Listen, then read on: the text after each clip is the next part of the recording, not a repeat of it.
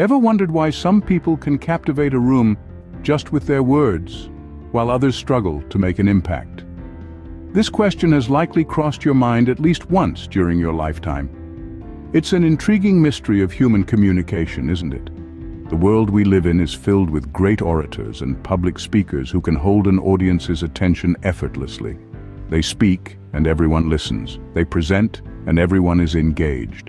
This ability to captivate and engage is not something that is reserved for a select few. It's not a gift only some are blessed with. From politicians to TED Talk speakers, from teachers to motivational speakers, their power of persuasion and their comfort on stage is something that many aspire to. But here's the truth we often overlook. This formidable ability to sway audiences, this command over words and people, not just an inborn talent. Sure, some people might have a natural flair for it, but public speaking and presentation skills, these are not mystical abilities available to a chosen few.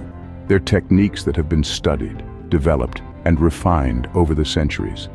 Just think about the great speakers of history, people like Martin Luther King Jr., Winston Churchill, Mahatma Gandhi, and many others. They didn't just wake up one day with the ability to move masses with their words. They had to study, practice, and perfect their craft. Take a moment to imagine what it would be like if you could command a room with your words. Picture it. Visualize the faces your audience hanging on your every word, their eyes widening with every sentence, their minds blown by your insights. Sounds amazing, right? Well, you don't just have to imagine it, you can make it a reality. How?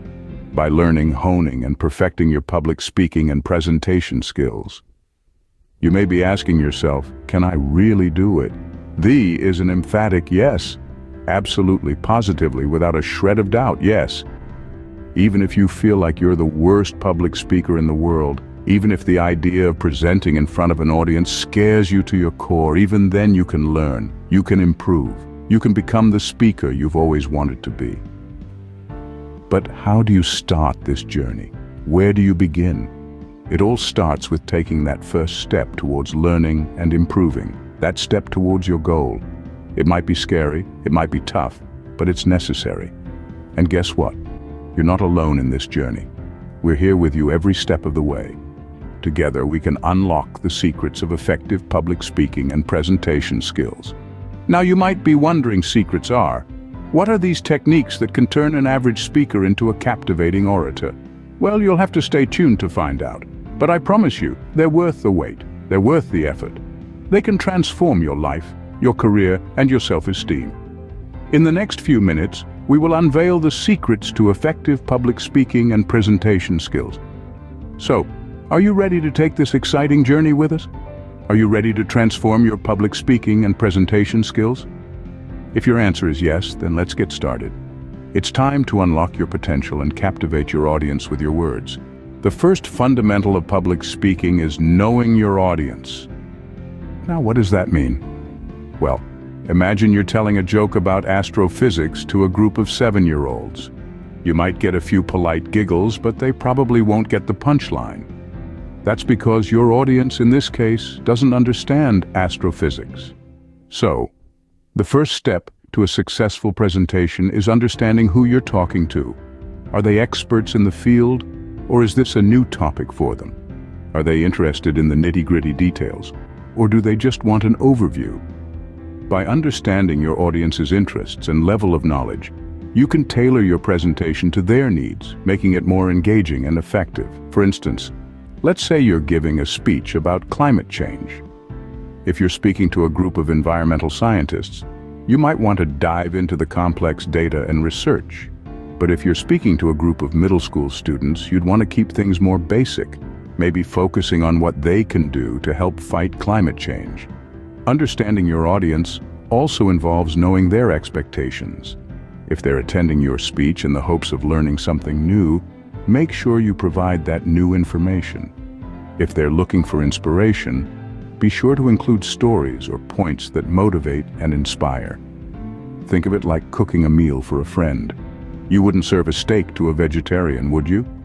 Similarly, you wouldn't give a technical, jargon-filled presentation to an audience looking for a basic introduction to a topic. The key here is empathy. Put yourself in your audience's shoes. What would you want to hear if you were them? What would keep you engaged? By answering these questions, you can create a presentation that truly resonates with your audience. And why is this so important? Well, it all boils down to one simple fact. People pay attention to things that interest them. If your audience finds your presentation relevant and engaging, they're more likely to listen, understand, and remember your message. Remember what the great Dale Carnegie once said, "To be interesting, be interested." Know your audience and tailor your message to their needs. The second fundamental is structuring your speech. Yes, my friends, it's all about the structure. You may have the most compelling content, but without a clear structure, your message might get lost in the wind. Imagine you're building a house. You wouldn't start with the windows or the roof, would you? Of course not. You'd begin with a strong foundation.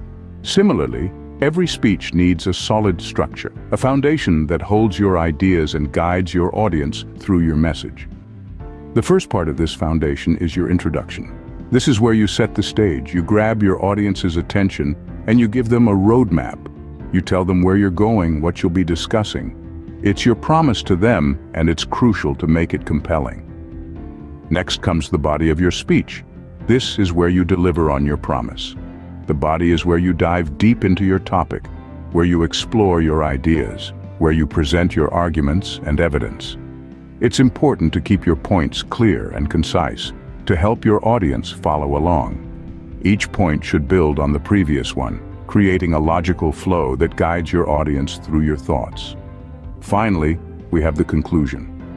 This is your chance to drive your points home, to reinforce your ideas, to leave a lasting impression on your audience. The conclusion should not introduce new ideas, but should summarize and highlight the key points of your speech. Remember, a well-structured speech helps your audience follow your thoughts, understand your points better, and stay engaged. It's like giving them a map to your ideas, so they don't get lost along the journey. Now, this isn't about being rigid or mechanical. It's about being clear and purposeful. It's about guiding your audience, not confusing them. As Winston Churchill once said, "If you have an important point to make, don't try to be subtle or clever. Use a pile driver, hit the point once, then come back and hit it again, then hit it a third time. A tremendous whack." A well-structured speech does just that. So let's keep our speeches well-structured, clear, and impactful. Before we move on to the third fundamental, we have a small request. We invite you to become a part of our community, a place where aspiring speakers like yourself gather to learn, grow, and inspire one another.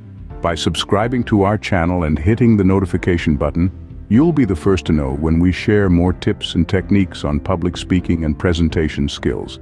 It's an opportunity to enhance your skills, inspire others, and be inspired. Join us and let's embark on this journey of self-improvement together. The third fundamental of public speaking is delivering your speech with confidence. Confidence, my friends, is not just the key to public speaking, it's the master key.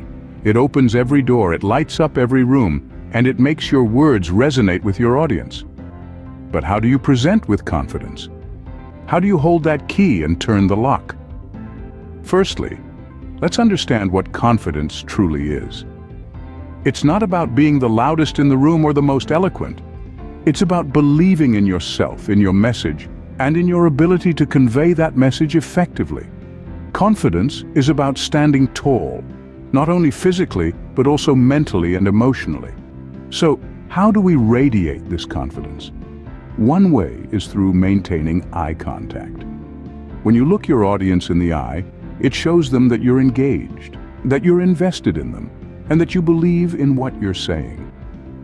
Eye contact is a powerful tool that can strengthen your connection with your audience and bolster your confidence. Another way to project confidence is through your voice. A strong, clear voice can be as commanding as a lion's roar. It demands attention, it captivates, it engages. Your voice is your instrument, and you must learn to play it well. Practice speaking clearly and loudly enough to be heard, but not so loud that it's overpowering. Find the balance. Remember, confidence is also about being comfortable with who you are. It's about embracing your unique style, your unique voice, and your unique message. It's about being unapologetically you. And lastly, it's about practice. Like any other skill, confidence is developed through practice. The more you speak in public, the more confident you'll become. So, don't shy away from opportunities to speak. Embrace them. As the legendary Martin Luther King Jr. said, take the first step in faith. You don't have to see the whole staircase. Just take the first step. The same applies to public speaking. Have faith in yourself and deliver your speech with confidence. And that, dear viewers, brings us to the end of our discussion on public speaking and presentation skills. We've journeyed through the 3 essential fundamentals that can transform your presentations. We started with understanding your audience, knowing their interests, their needs, their language. We then moved on to structuring your speech, crafting a narrative that is compelling and relatable. And finally, we delved into the art of delivering with confidence because, as we've discussed, confidence is not an inherent trait, but a skill that can be learned and improved with practice. Remember, public speaking is not a talent reserved for the few. It's a skill, and like any skill, it requires practice. So don't shy away from those opportunities to speak, to present, to share your ideas. Embrace them, for each one is a stepping stone towards becoming a better speaker. To finish, let's remember the words of Mark Twain. There are only 2 types of speakers in the world. 1, the nervous, and 2, liars. So embrace the nerves and keep practicing. You've got this.